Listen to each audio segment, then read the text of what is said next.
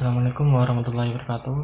Sebelumnya perkenalkan, nama saya Ahmad Laik atau Ila dari Prodi BI 2A reguler dengan NIM 202000960111770 dengan mata kuliah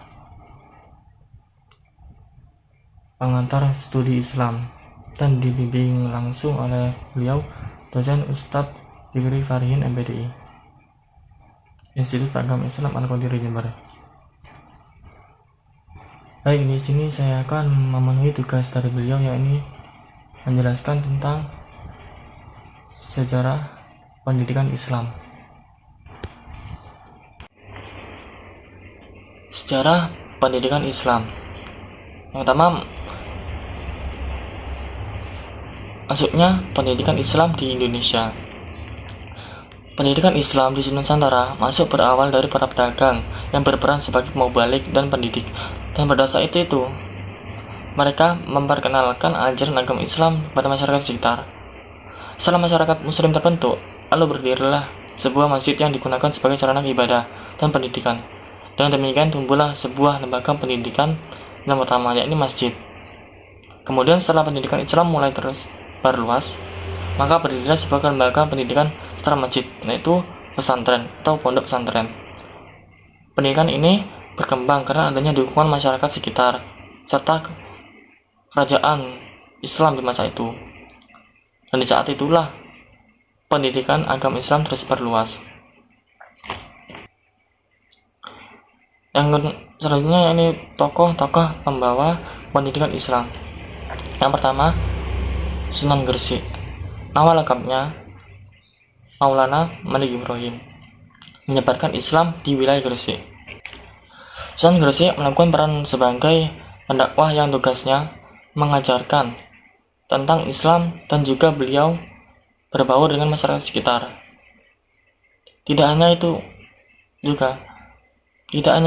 Sunan Gresik juga mengajarkan kepada masyarakat bagaimana cara bercocok tanam sehingga membuat hati masyarakat dapat menerima ajarannya.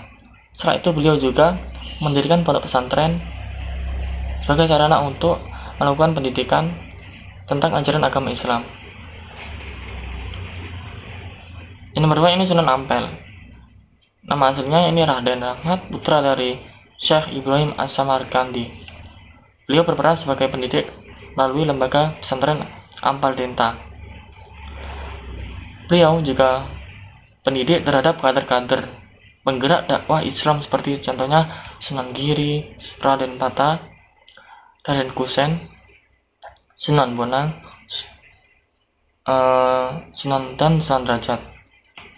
Bisa dibilang juga Sunan Ampel termasuk tokoh 9 wali tertua di Pulau Jawa. Sunan Ampel juga menikahkan juru dakwah dengan putri-putri Kesultanan Majapahit. Lalu dengan sendirinya membuat jalin persaudaraan atau solidaritas, dan Islam semakin meluas dan menjadikannya cikal bakal Islam tersebar luas di berbagai daerah. Jejak dakwah beliau sampai ke daerah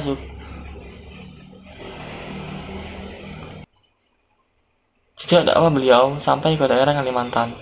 Setelah beliau menikah dengan Putri Arya Teja atau Bupati Tuban. Nomor 3 ini Sunan Giri. Nama beliau Raden Paku atau dikenal dengan Ainul Yakin, putra dari Syekh Maulana Ishaq, berperan sebagai raja sekaligus guru suci.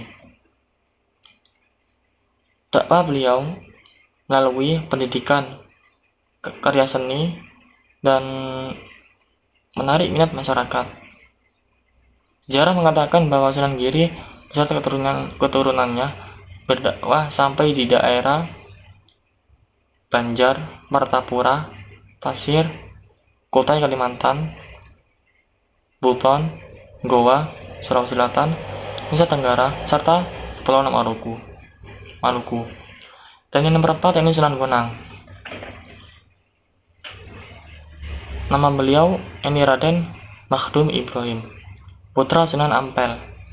Beliau dakwah di bidang ilmu fikih, usuluddin, tasawuf, seni, sastra, arsitektur, serta ilmu kesaktian. Dakwah awal berada di dakwah awal berada di barat Kediri. Nah, ini daerah Singkal yang menjadi pusat ajaran Bhairawa Tantara. Setelah berdakwah di Singkal, beliau lalu melanjutkan dakwahnya tersebut ke daerah Lasem dan meninggalkan Kediri. Sunan Bonang berdakwah melalui ilmu tasawuf, wayang, tembang, dan sastra lainnya, dan disebut Sul Wujil oleh beliau sendiri. Yang kelima ini Sunan Kalijaga. Nama lengkapnya Raden Said Putra Tumenggung, Bupati Tuban. Peran beliau sebagai ahli wayang dan seni budaya dan yang lain.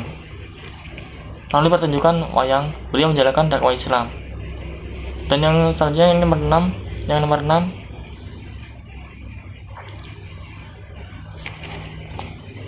dan selanjutnya yang nomor 6 Sunan Gunung Jati. Nama lengkapnya Syarif Hidayatullah, putra dari Sultan Hud dari Mesir. Peran dakwahnya berusaha memperkuat kedudukan politik sekaligus memperluas hubungan tokoh berpengaruh di Cirebon, Banten, dan tokoh Demak melalui pernikahan. Setelah itu, beliau juga mengkombinasikan atau menggabungkan kekuatan dengan menghimpun orang-orang yang dikenal sebagai tokoh pemilik ilmu sakti. Yang selanjutnya ini nomor 7, Sunan Derajat. Nama aslinya Raden Qasim, putra Sunan Ampel dan adik Sunan Bonang. Peran dakwah beliau adalah melakukan pendidikan akhlak atau etika masyarakat. Sunan Derajat memiliki rasa kepedulian yang tinggi, terutama kepada nasib fakir dan miskin. Beliau mengajarkan kepada mereka untuk saling tolong-menolong terhadap sesama, memiliki empati, kerja keras, dermawan, menciptakan kemakmuran, solidaritas terhadap sesama, serta gotong royong. Yang nomor 8 ini Sunan Kudus. Nama aslinya Ja'far Shadiq, putra Sunan Ngundung. Beliau berperan sebagai sunan yang lain, sama halnya seperti sunan yang lain, yaitu berusaha mendekati masyarakat dalam berdakwah, memahami apa yang mereka butuhkan. Maka dari itu pula Sunan Kudus mengajarkan penyempurnaan alat-alat pertukangan, kerajinan emas, pandai besi, pembuatan keris pusaka, serta mengajarkan hukum agama yang tegas. Yang terakhir ini nomor 9, Sunan Muria. Nama lengkap beliau ini Raden Umar Said, putra dari Sunan Kalijaga.